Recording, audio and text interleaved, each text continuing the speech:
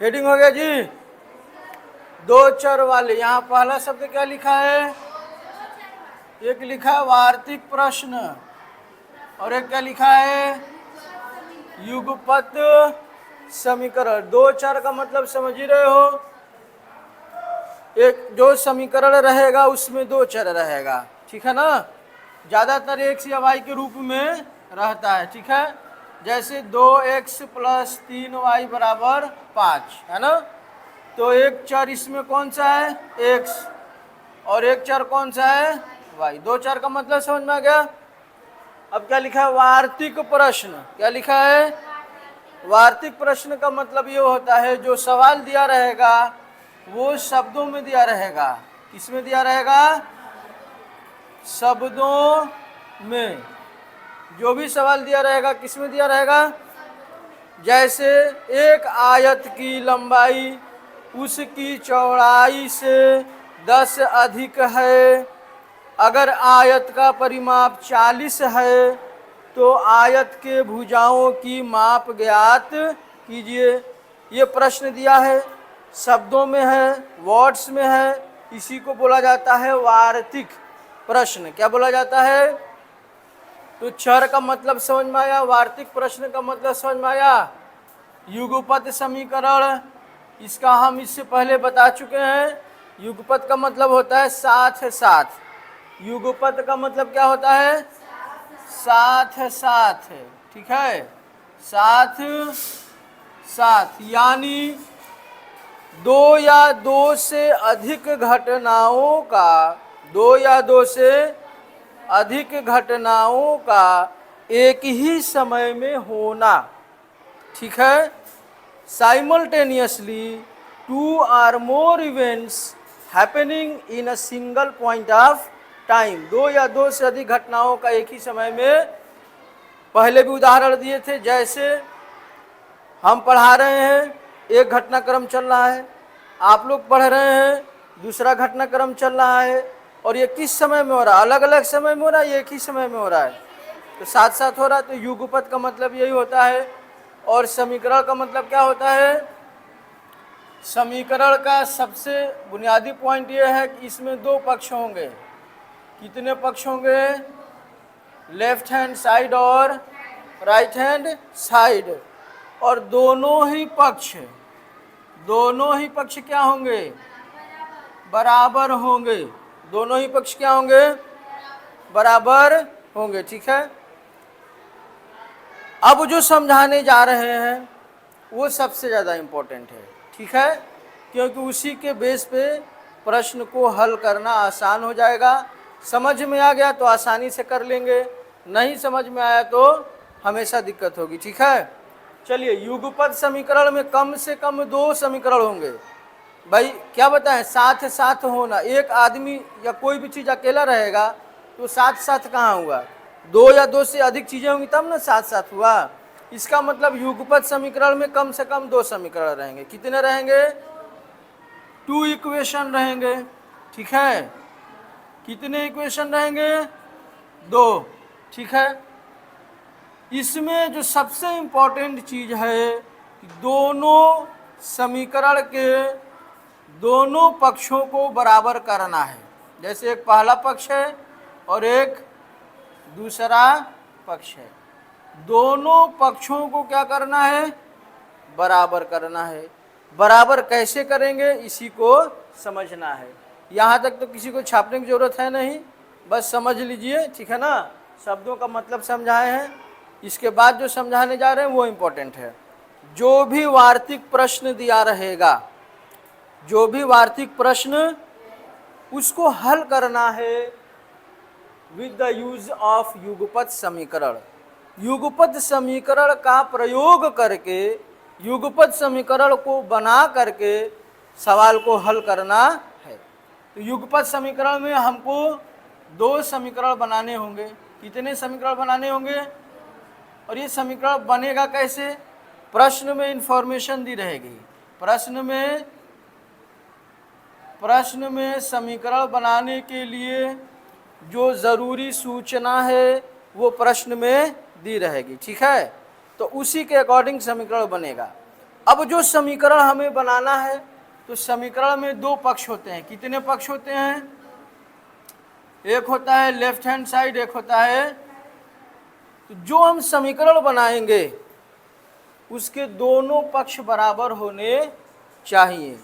अगर दोनों पक्ष बराबर नहीं होंगे तो समीकरण होगा ही नहीं। बात समझ में आ रही है?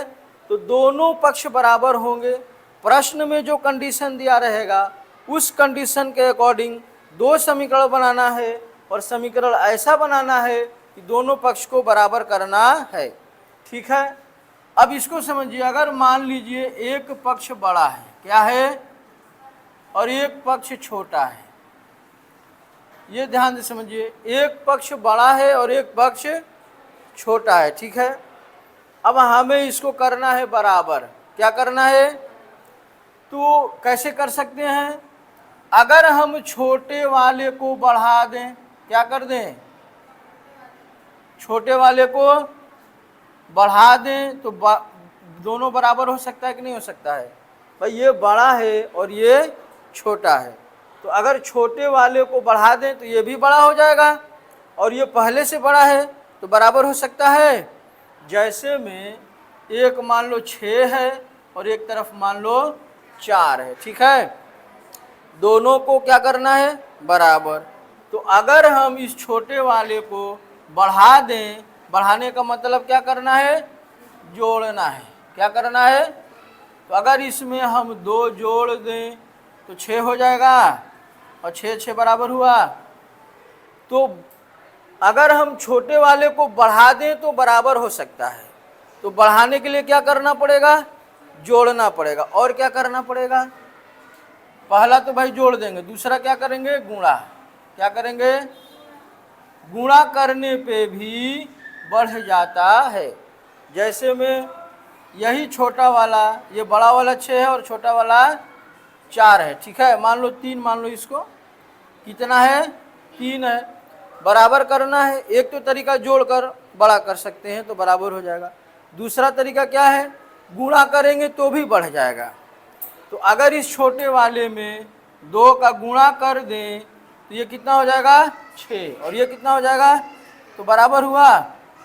इट मीन्स समीकरण के दोनों पक्षों को बराबर करने के लिए जो छोटा वाला पक्ष होगा उसको क्या करेंगे?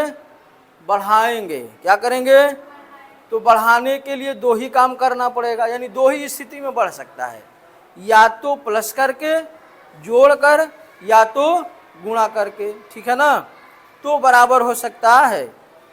अच्छा, एक तरीका और समझिए। ये बड़ा वाला पक्ष है और ये, दोनों को हमें क्या करना है? बराबर। एक हमारा तरीका था बढ़ाकर। अच्छा, बराबर करने का दूसरा तरीका ये भी होता है घटाकर। क्या होता है? ठीक है। अगर बड़े वाले को कम कर दें, बड़े वाले को, तो क्या दोनों बराबर नहीं हो सकता है? हो सकता है ना। तो कम किन परिस्थितियों में होता है? कम भी 2 परिस्थिति में होगा। पहला है घटाकर। क्या है? अगर इसको घटा देंगे तो कम नहीं हो जाएगा, तो ये भी छोटा है, और इसको घटा देंगे तो ये भी कम हो जाएगा, तो दोनों बराबर हो सकता। दूसरा क्या तरीका है? भाग आकर के। भाग कर देंगे तो भी क्या हो जाएगा? कम हो जाएगा। जैसे में क्या ले लो,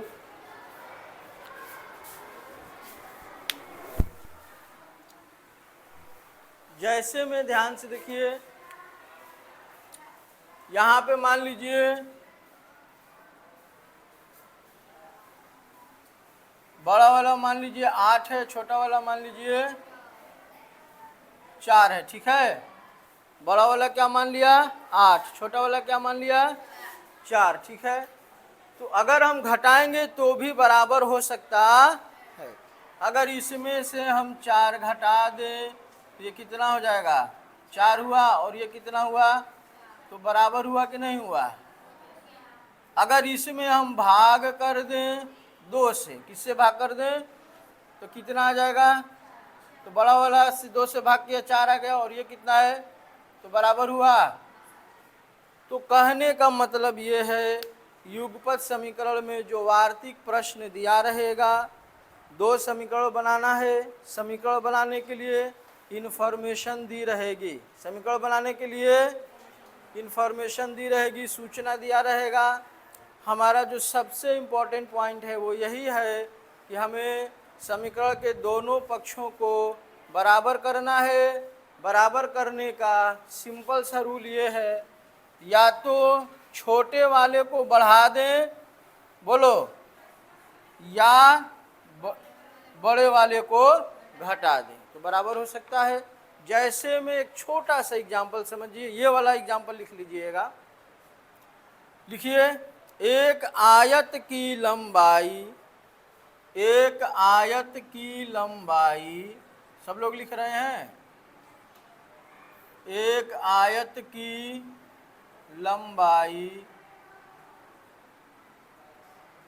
उसकी चौड़ाई से, उसकी चौड़ाई से 4 अधिक है, 4 अधिक है। एक आयत की लंबाई, एक आयत की लंबाई उसकी चौड़ाई से 4 अधिक है। हो गया? चलिए ध्यान से समझिए। इसमें आया है आयत, क्या आया है? आयत को इंग्लिश में क्या कहा जाता है? रेक्टेंगल। क्या कहा जाता है? 4 भुजाओं से घिरी हुई एक बंद आकृति, 4 भुजाओं से घिरी हुई, जिसके अपोजिट साइड्स इक्वल होते हैं, आमने सामने की भुजा। प्रश्न में कह रहा है कि उसकी जो लंबाई है, आयत की लंबाई, किसकी लंबाई? आयत की। और उसकी जो चौड़ाई है, किसकी चौड़ाई? आयत की। 2 चीज़ का जिक्र किया है, लंबाई का और चौड़ाई का। ठीक है, तो अगर हमने लंबाई को मान लिया x, चौड़ाई को मान लिया y। लंबाई को क्या मान लिया भाई? चौड़ाई को क्या मान लिया? अब हमें बनाना है इक्वेशन। क्या बनाना है? समीकरण बनाना है। लंबाई और चौड़ाई को बराबर करना है। 2 पक्ष हो जाएंगे ना, एक पक्ष लंबाई के लिए, एक पक्ष चौड़ाई के लिए। और समीकरण बनेगा तभी जब दोनों पक्ष बराबर होंगे। फिलहाल प्रश्न के हिसाब से दोनों पक्ष बराबर नहीं है। अब आपको पता करना है कौन सा बड़ा है, लंबाई बड़ा है कि चौड़ाई बड़ा है। तो एक बार फिर से ध्यान से पढ़ना। आयत की लंबाई, आयत की उसकी चौड़ाई से 4 अधिक है। तुम लोग बताना, लंबाई अधिक है कि चौड़ाई? लंबाई अधिक है। पहला काम आपको यही करना है। ये कंसेप्ट समझ गए तो सारा सवाल आसान हो जाएगा। पहला काम यही करना है कि पता करना है कि कौन बड़ा है कौन छोटा है। ठीक है, तो आयत की लंबाई उसकी चौड़ाई से 4 अधिक है। तो कौन अधिक है, लंबाई की चौड़ाई? इसका मतलब ये ज़्यादा है। कितना ज़्यादा है? 4। कितना ज़्यादा है? इसका मतलब ये 4 कम है। तो अगर हमें दोनों को बराबर करना है तो जो कम है उसको जोड़कर बढ़ाएंगे। ठीक है, तो कितना ये ज़्यादा है? 4। ये कितना कम है? 4। तो हमें अगर 4 जोड़ना हो तो किस में जोड़ेंगे, लंबाई में कि चौड़ाई में? हाँ, चौड़ाई 4 कम है तो चौड़ाई में अगर हम 4 जोड़ देंगे तो भाई ये भी 4 बढ़ गया, तो ये और ये दोनों क्या हो गया? बराबर। बात समझ में आ गई? तो समीकरण बन जाएगा x, y इधर आएगा तो -y बराबर 4। बात समझ में आई? तो इसी प्रकार से हमें इक्वेशन को बराबर करना है। इसके बाद एक एग्जाम्पल लिखवाते हैं आपको।